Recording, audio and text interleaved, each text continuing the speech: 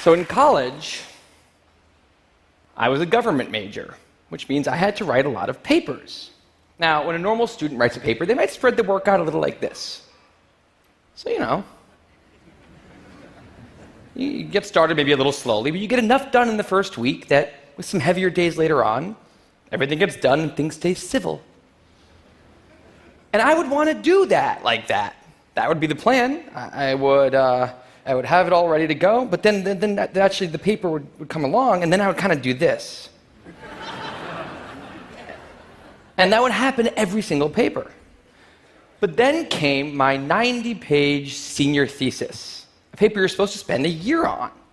And I knew for a paper like that, my normal workflow was not an option. It was way too big a project. So I planned things out, and I decided I kind of had to go something like this. This is how the year would go. So I'd start off light, and I'd bump it up in the middle months.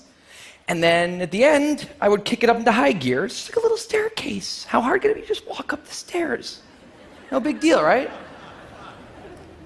But then, funniest thing happened. Those first few months, they came and went, and I couldn't quite do stuff. So we had an awesome new revised plan. But then those middle months actually went by, and I didn't really write words. And so we were here.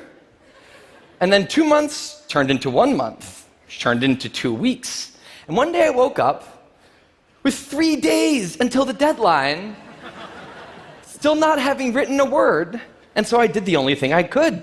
I wrote 90 pages over 72 hours, pulling not one but 2 all-nighters. Humans are not supposed to pull 2 all-nighters. Sprinted across campus, dove in slow motion, and got it in just at the deadline. I thought that was the end of everything. But a week later, I get a call. And it's the school. And they say, "Is this Tim Urban?" And I say, "Yeah." And they say, "We need to talk about your thesis." And I say, "Okay." And they say, "It's the best one we've ever seen."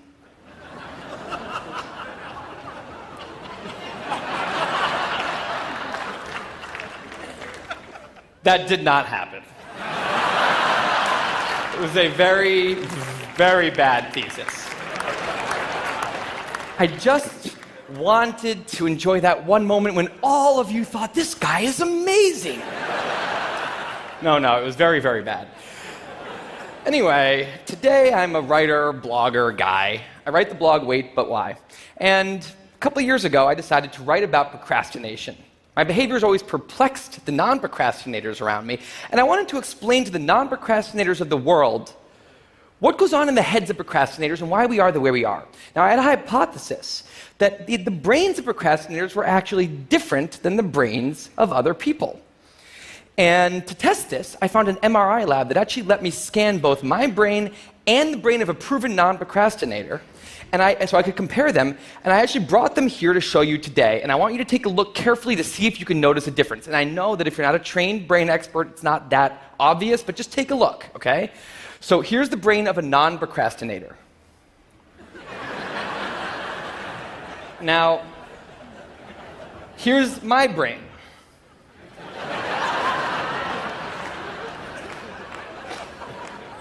There is a difference. Both brains have a rational decision maker in them, but the procrastinator's brain also has an instant gratification monkey. Now, what does this mean for the procrastinator? Well, it means everything's fine until this happens. So the rational decision maker will make the rational decision to do something productive, but the monkey doesn't like that plan. So he actually takes the wheel, and he says, "Actually, let's read the entire Wikipedia page of the Nancy Kerrigan-Tanya Harding scandal, because I just remembered that happened. Then we're going to go over to the fridge. We're going to see if there's anything new in there since 10 minutes ago. After that, we're going to go on a YouTube spiral that starts with videos of Richard Feynman talking about magnets and ends much, much later with us watching interviews with Justin Bieber's mom. All of that's going to take a while, so we're not going to really have room on the schedule for any work today. Sorry. Now, what is going on here? The instant gratification monkey does not seem like a guy you want behind the wheel. He lives entirely in the present moment. He has no memory of the past, no knowledge of the future, and he only cares about two things: easy and fun. Now, in the animal world, that works fine. If you're a dog and you spend your whole life doing nothing other than easy and fun things, you're a huge success. And to the monkey, humans are just another animal species he has to keep well slept, well fed, and propagating into the next generation, which in tribal times might have worked okay. But if you haven't noticed, now we're not in tribal times. We're in an advanced civilization, and the monkey does not know what that is, which is why we have another guy in our brain, the rational decision maker, who gives us the ability to do things no other animal can do. We can visualize the future. We can see the big picture. We can make long-term plans. And he wants to take all of that into account. And he wants to just have us do whatever makes sense to be doing right now. Now, sometimes it makes sense to be doing things that are easy and fun, like when you're having dinner or going to bed or enjoying well-earned leisure time. That's why there's an overlap. Sometimes they agree.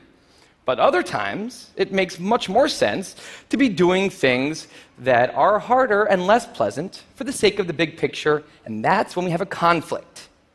And for the procrastinator, that conflict tends to end a certain way every time, leaving him spending a lot of time in this orange zone, an easy and fun place that's entirely out of the makes sense circle. I call it the dark playground. Now, the dark playground is a place that all of you procrastinators out there know very well. It's where leisure activities happen at times when leisure activities are not supposed to be happening. The fun you have in the dark playground isn't actually fun because it's completely unearned and the air is filled with guilt, dread, anxiety, self-hatred, all those good procrastinator feelings. And the question is, in this situation with the monkey behind the wheel, how does the procrastinator ever get himself over here to this blue zone? A less pleasant place, but where really important things happen? Well, it turns out that the procrastinator has a guardian angel, someone who's always looking down on him and watching over him in his darkest moments, someone called the panic monster.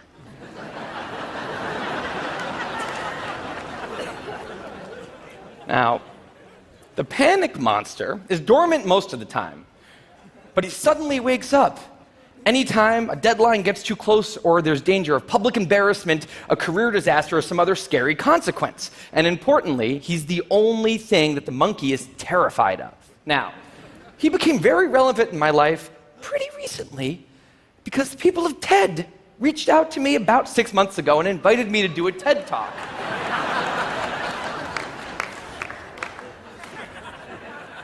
Now, of course, I said yes. It's always been a dream of mine to have done a TED Talk in the past.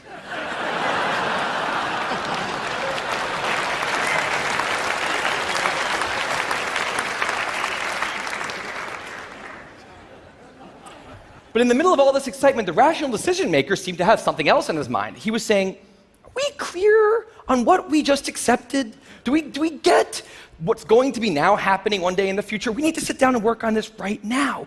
And the monkey said, totally agree, but also let's just open Google Earth and let's zoom into the bottom of India, like 200 feet above the ground, and we're going to scroll up for 2.5 hours till we get to the top of the country so we can get a better feel for India.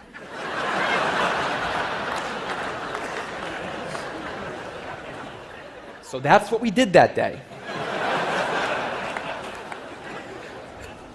As 6 months turned into 4, and then 2, and then 1, the people of TED decided to release the speakers. And I opened up the website, and there was my face staring right back at me, and guess who woke up? So the panic monster starts losing his mind, and a few seconds later, the whole system's in mayhem.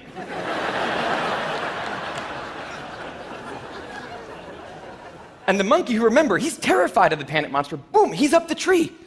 And finally, the rational decision maker can take the wheel and I can start working on the talk. Now, the panic monster explains all kinds of pretty insane procrastinator behavior, like how someone like me could spend 2 weeks unable to start the opening sentence of a paper and then miraculously find the unbelievable work ethic to stay up all night and write 8 pages.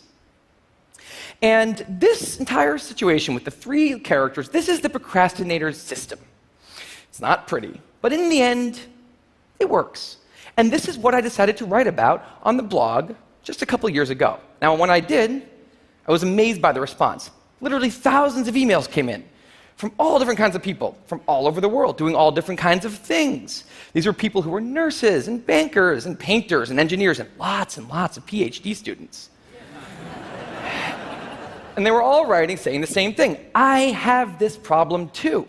But what struck me was the contrast between the light tone of the post and the heaviness of these emails. These people were writing with intense frustration about what procrastination had done to their lives, about what this monkey had done to them. And I thought about this, and I said, if the procrastinator system works, then what's going on? Why are all these people in such a dark place? Well, it turns out that there's two kinds of procrastination.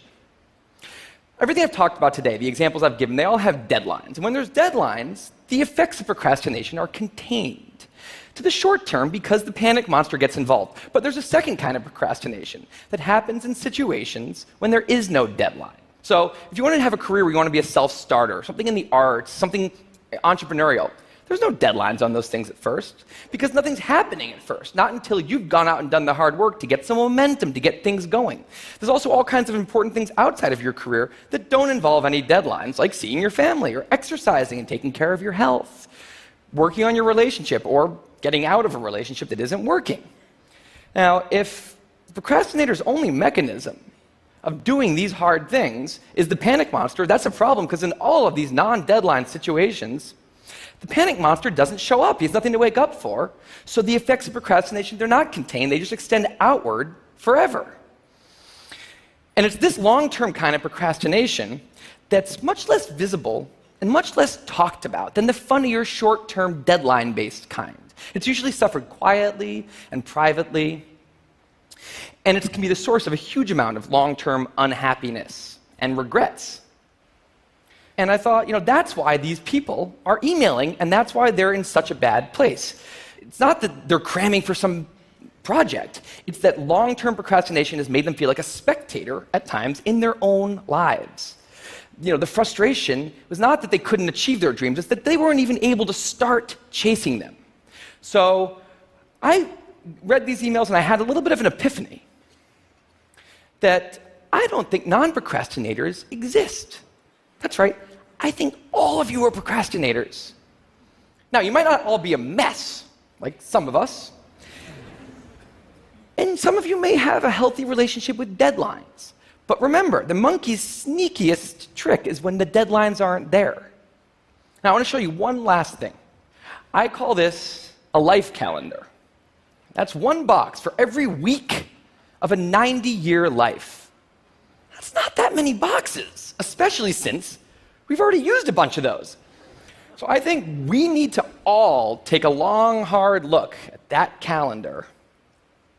And we need to think about what we're really procrastinating on, because everyone is procrastinating on something in life. We need to stay aware of the instant gratification monkey. That's a job for all of us. And because there's not that many boxes on there, it's a job that should probably start today. Well, maybe not today, but sometime soon. Thank you.